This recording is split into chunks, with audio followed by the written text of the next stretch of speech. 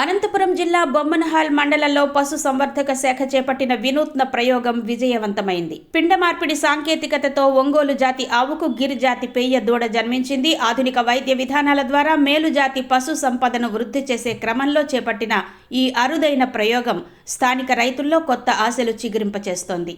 మండల పశు వైద్యాధికారి డాక్టర్ వెంకటరెడ్డి గుంటూరులోని లాంగ్ ఫామ్లో పొందిన శిక్షణను విజయవంతంగా అమలు చేశారు. నెల్లూరులోని జాతీయ కామధేను బ్రీడింగ్ సెంటర్ నుండి సేకరించిన మేలు రకం గిర్ జాతి పెయ్య దూడ పిండాన్ని 9 నెలల క్రితం బొమ్మనహాల్కు చెందిన రైతు నాగప్ప ఆవు గర్భంలో ప్రవేశపెట్టారు.